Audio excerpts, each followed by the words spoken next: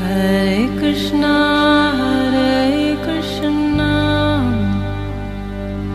Krishna Krishna Hare Hare Hare Rama Rama Rama Hare Hare। नमस्कार, radio मानव रचना 107.8 पर मैं हूं सरिता आपके साथ। और श्रोताओं, शुरू हो चुका है कार्यक्रम आत्मदर्शन। जैसा कि आप सब जानते हैं, इस कार्यक्रम में हम बहुत सारे आध्यात्मिक विषयों के बारे में बात करते हैं, बहुत सारी पुस्तकों का, बहुत सारे ग्रंथों का वर्णन भी करते हैं। और हमेशा हमारे साथ स्टूडियो में मौजूद होती हैं हमारी कम्युनिटी मेंबर रागलेखा दासी जी, चरणाश्रित युगाचार्य श्रीमद भक्ति वेदांत नारायण गोस्वामी जी की शिष्या। रागलेखा दासी जी, आपका स्वागत है हमारे स्टूडियो में। हरे कृष्ण जी। श्रोताओं, हमने पद्म पुराण जो है उसकी शुरुआत की है और बहुत सारे प्रसंग इसके अंतर्गत जो भी हैं वो हम आपको सुना चुके हैं। पिछले कार्यक्रम में रागलेखा दासी जी ने हमें बताया कि भगवान श्री रामचंद्र जी की इच्छा हुई कि वो लंका जाकर विभीषण से मिले, वहाँ का राज्य देखें कि किस तरह से जो है विभीषण जो है वहाँ राज्य कर रहे हैं। तो रामचंद्र जी वहाँ पहुँच गए हैं। विभीषण जी ने उनका बहुत भव्य स्वागत किया और अब जो उनकी माता है कैकसी, वो भगवान श्री रामचंद्र जी के दर्शनों को आतुर हैं। तो इसके आगे की कथा आज हम रागलेखा दासी जी से जानेंगे। जी जी। विभीषण बोले, माँ तुम रघुनाथ जी के समीप अवश्य जाओ, मैं पहले जाकर उन्हें सूचना देता हूँ। उन्होंने सभा भवन को सर्वदा एकांत बना दिया और राम जी के सम्मुख खड़े होकर बोले, महाराज मेरा निवेदन सुनिए। रावण को, कुंभकर्ण को, मुझको जन्म देने वाली मेरी माता कैकसी आपके चरण का दर्शन करना चाहती हैं। आप कृपा करके उन्हें दर्शन दें। श्री राम जी ने कहा, राक्षस राज, तुम्हारी माता मेरी भी माता है। मैं माता का दर्शन करने की इच्छा से स्वयं ही उनके पास चलूंगा। तुम शीघ्र मेरे आगे आगे चलो। ऐसा कहकर वह सिंहासन से उठे और चल पड़े। कैकसी के पास पहुंचकर उन्होंने मस्तक पर अंजलि बांधकर उन्हें प्रणाम किया और बोले, देवी मैं आपको प्रणाम करता हूँ। मित्र की माता होने के नाते आप धर्मतः मेरी माता हैं। जैसे कौशल्या मेरी माता है, उसी प्रकार आप भी हैं। कैकसी बोली, वत्स तुम्हारी जय हो, तुम चिरकाल तक जीवित रहो। वीर, मेरे पति ने कहा था कि भगवान विष्णु देवताओं का हित करने के लिए रघुकुल में मनुष्य रूप में अवतार लेंगे। वे रावण का विनाश करके विभीषण को राज्य प्रदान करेंगे। वे दशरथ नंदन राम बाली का वध और समुद्र पर पुल बांधने का कार्य करेंगे। जिसमें स्वामी के वचनों का स्मरण करके मैंने तुम्हें पहचान लिया है। सीता लक्ष्मी है, तुम विष्णु हो और वानर देवता हैं। अच्छा बेटा, तुम्हें अमर यश प्राप्त हो। विभीषण की पत्नी शर्मा ने कहा, भगवान यही अशोक वाटिका में आपकी प्रिया जानकी देवी जी के मैंने पूरे 1 वर्ष तक सेवा की थी। वे मेरी सेवा से यहाँ सुख पूर्वक रह रही हैं, परंतु मैं प्रतिदिन सीता जी के चरणों का स्मरण करती हूँ। रात दिन यही सोचती रहती हूँ कि कब उनका दर्शन होगा। जनक नंदिनी को अपने साथ यहाँ क्यों नहीं लेते आए? उनके बिना अकेले आपकी शोभा नहीं हो रही है। जब शर्मा इस प्रकार बातें कर रही थी, तब भरत जी मन ही मन सोचने लगे, कौन स्त्री है जो रघुनाथ जी से वार्तालाप कर रही है। श्री रामचंद्र जी भरत का अभिप्राय ताड़ गए। वो तुरंत ही बोले, ये विभीषण की पत्नी है, इसका नाम शर्मा है, ये सीता की प्रिय सखी है, वे इन्हें बहुत मानती है। इतना कहकर वे शर्मा से बोले, कल्याणी अब तुम भी जाओ और पति के ग्रह की रक्षा करो। इस प्रकार सीता की प्यारी सखी शर्मा को विदा करके श्री राम जी ने विभीषण से कहा, निष्पाप विभीषण, तुम सदा देवताओं का प्रिय कार्य करना, कभी उनका अपराध न करना। तुम्हें देवराज ने की आज्ञा अनुसार ही चलना चाहिए। यदि लंका में किसी तरह कोई मनुष्य चला आए तो राक्षसों को उसका वध नहीं करना चाहिए, पर मेरी भांति उनका स्वागत सत्कार करना चाहिए। विभीषण ने कहा, नरश्रेष्ठ, आपकी आज्ञा के अनुसार ही मैं कार्य करूंगा। विभीषण जब इस प्रकार कह रहे थे, उसी समय वायु देवता ने आकर कहा कि राम जी से कहा, महाभाग, यहाँ भगवान विष्णु की वामन मूर्ति है, जिसने पूर्व काल में राजा बलि को बांधा था। आप उसे ले आए और कानेकुब्ज देश में स्थापित करें। कानेकुब्ज है कन्याकुमारी जी। वायु देवता के प्रस्ताव से रामचंद्र जी की सम्मति जान विभीषण ने वामन देव के विग्रह को सब प्रकार से रत्नों से विभूषित किया और लाकर भगवान हरि की सेवा में समर्पित कर दिया। फिर उन्होंने इस प्रकार कहा, रघुनंदन, जिस समय मेघनाथ ने इंद्र को परास्त किया था, उस समय विजय चिन्ह के रूप में ये वामन मूर्ति उठा लाया था। देव, अब आप इन भगवान को ले जाइए और यथास्थान इन्हें स्थापित कीजिए। तथास्तु कहकर श्री रघुनाथ जी पुष्पक विमान पर आरूढ़ हुए। उन्होंने पीछे असंख्य धन रत्न और देव श्रेष्ठ वामन जी को लेकर सुग्रीव और भरत भी विमान पर चढ़े। आकाश में जाते समय राम ने विभीषण से कहा, तुम यहीं रहो। यह सुनकर विभीषण ने रामचंद्र जी से कहा, प्रभु, आपने मुझे जो जो आज्ञाएं दी हैं उन सब का मैं पालन करूंगा, परंतु महाराज, इस सेतु के मार्ग से पृथ्वी के समस्त मानव यहाँ आकर मुझे सताएंगे। ऐसी परिस्थिति में मुझे क्या करना चाहिए? विभीषण जी की बात सुनकर रघुनाथ जी ने हाथ में धनुष से सेतु के 2 टुकड़े कर दिए, फिर 3 विभाग करके बीच का 10 योजन उड़ा दिया। इसके बाद एक स्थान पर 1 योजन और तोड़ दिया। तदनंतर जो वर्तमान में रामेश्वर क्षेत्र है, वे पहुंचकर श्री रामचंद्र जी ने रामेश्वर के नाम से देवाधिदेव महादेव की स्थापना की और उनका विधिवत पूजन किया। भगवान रुद्र बोले, रघुनंदन, मैं इस समय यहाँ साक्षात रूप से विराजमान हूँ। जब तक ये संसार, ये पृथ्वी और आपका सेतु कायम रहेगा, तब तक मैं भी यहाँ स्थिरता पूर्वक वास करूंगा। आप देवताओं के भी आराध्य देव और सनातन पुरुष हैं। नर पुरुष में छिपे हुए साक्षात नारायण हैं, इसमें तनिक भी संदेह नहीं है। देवताओं का कार्य सिद्ध करने के लिए ही आपने अवतार ग्रहण किया। सो अब इस अवतार का सारे कार्य आपने पूर्ण कर दिया। आपके बनाए हुए मेरे स्थान और समुद्र के समीप आकर जो मनुष्य मेरा दर्शन करेंगे, वे यदि महापापी भी होंगे तो भी उनके सारे पाप नष्ट हो जाएंगे। ब्रह्म हत्या आदि का जो कोई भी घोर पाप है, वे मेरे दर्शन मात्र से नष्ट हो जाते हैं। इसमें अन्यथा विचार करने की आवश्यकता नहीं। अच्छा, अब आप जाइए और गंगा जी के तट पर भगवान श्री वामन जी की स्थापना कीजिए। पृथ्वी के 8 भाग करके उन्हें पुत्रों को सौंप दीजिए और स्वयं अपने परम धाम को पधारिए। भगवान, आपको नमस्कार है। ऊपर ही ऊपर जब वे पुष्पक तीर्थ के सामने पहुंचे तो उनके विमान की गति रुक गई। अब वे आगे नहीं बढ़ पाता था। तब रामचंद्र जी ने कहा, सुग्रीव, इस निराधार आकाश में स्थिर होकर ये विमान कैसे आबद्ध हो गया है? इसका कुछ कारण अवश्य ही होगा। तुम नीचे जाकर पता लगाओ।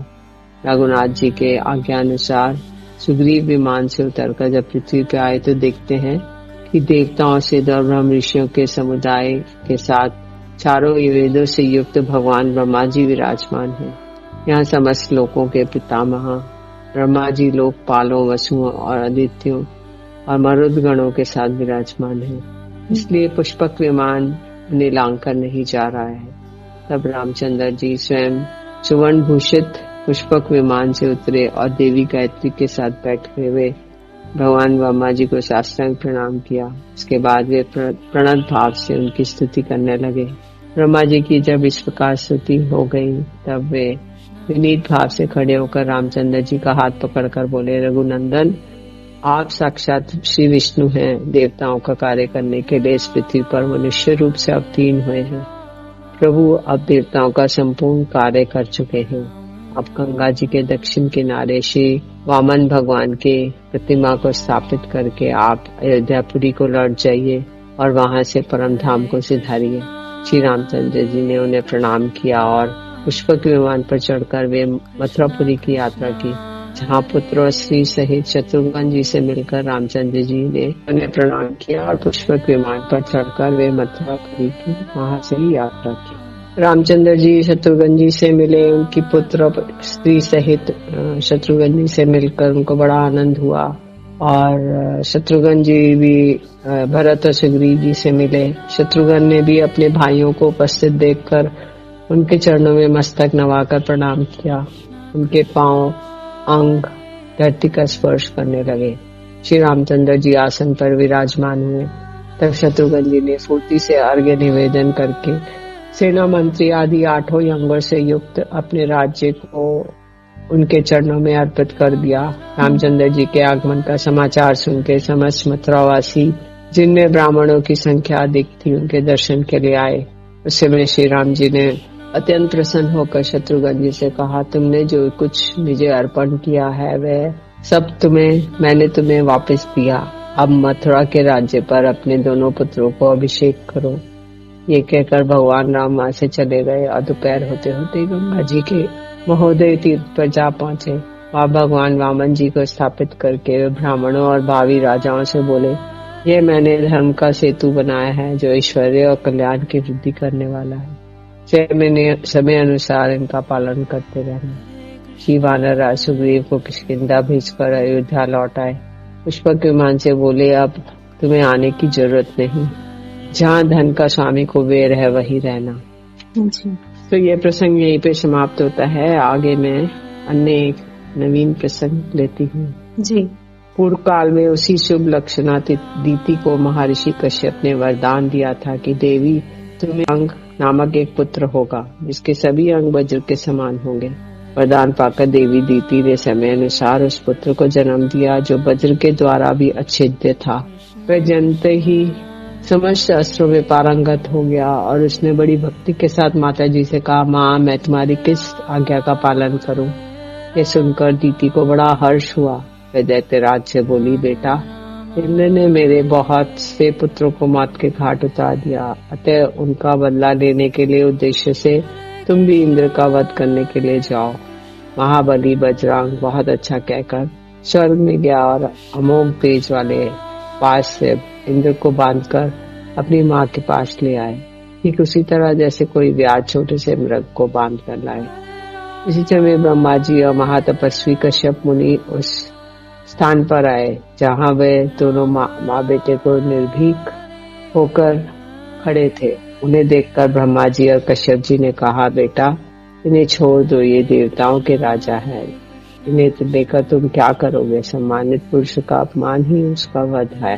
प्रजांग ने ब्रह्मा जी और कश्यप जी के चरणों में प्रणाम करते हुए कहा, मुझे इंद्र को बांधने की कोई मतलब नहीं है, मैंने तो माता की आज्ञा का पालन किया है। ये लीजिए, मैंने इंद्र को मुक्त कर दिया। मेरा मन तपस्या में लगता है, अतः मेरा तपस्या ही निर्विघ्न रूप से हो, यही आशीर्वाद प्रदान कीजिए। ब्रह्मा जी बोले, वत्स तुम मेरी आज्ञा के अधीन रहकर तपस्या करो, तुम्हारे ऊपर कोई आपत्ति नहीं आ सकती। तुमने अपने शुद्ध भाव से जन्म का फल प्राप्त कर लिया। ये कहकर ब्रह्मा जी ने बड़े बड़े नेत्रों वाली एक कन्या उत्पन्न की और उसे बजरंग को पत्नी के रूप में अंगीकार करने के लिए दे दिया। इस कन्या का नाम वरांगिनी बताकर ब्रह्मा जी उस स्थान से चले गए। बजरंग उसे साथ लेकर तपस्या के लिए वन में चले गए। उसने 1000 वर्षों तक बाहें ऊपर उठाए हुए कठोर तपस्या की। तदनंतर उसने 1000 वर्षों तक पानी के लिए भीतर निवास किया। जल के भीतर प्रवेश कर जाने से उनकी पत्नी वरांगी, जो बड़ी पतिव्रता थी, उसने सरोवर के तट पर चुपचाप बैठी रही और बिना कुछ खाए पिए घोर तपस्या में प्रवृत्त हो गई। तब ब्रह्मा जी प्रसन्न होकर उस जलाशय के तट पर आए और बोले, दीति नंदन उठो, मैं तुम्हारी समस्त कामनाओं को पूर्ति करूंगा।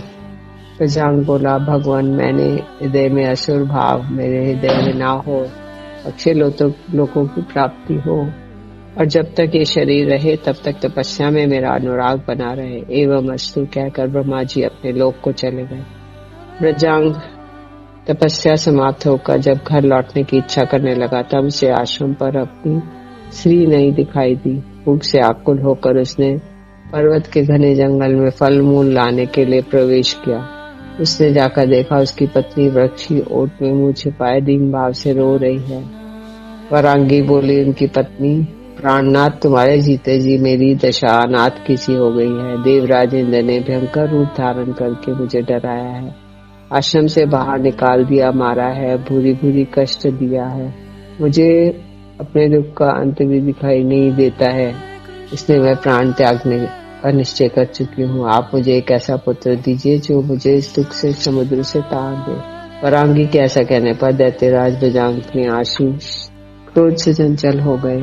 यद्यपि वह महान असुर देवराज से बदला लेने की पूरी शक्ति रखता है, तथापि उस महाबली ने पुनः तप करने का निश्चय किया। उसका संकल्प जाकर ब्रह्मा जी बोले, बेटा तुम फिर किस लिए तपस्या करने को उद्यत हो?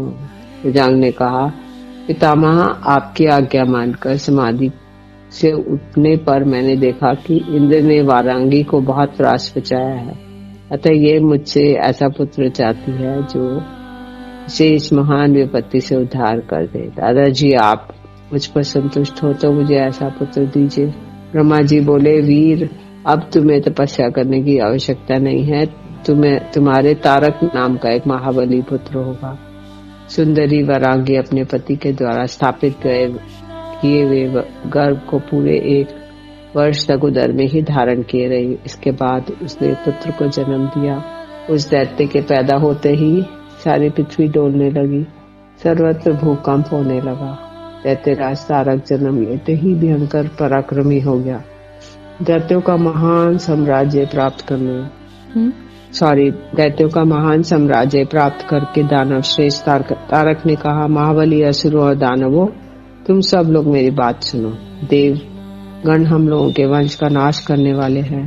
जन्मगत स्वभाव से ही उनके साथ हमारा अटूट और बैर बढ़ा हुआ है, अतः तुम सब लोग देवताओं का दमन करने के लिए तपस्या करेंगे। हम लोग ये संदेश सुनकर सबकी सम्मति ले तारकासुर परियान पर्वत पर चला गया और वहां 100 वर्षों तक निराहार रहकर, 100 वर्षों तक पंचाग्नि सेवन करके, 100 वर्षों तक केवल पत्ता चबाकर, 100 वर्षों तक सिर्फ जल पी के तपस्या करता रहा।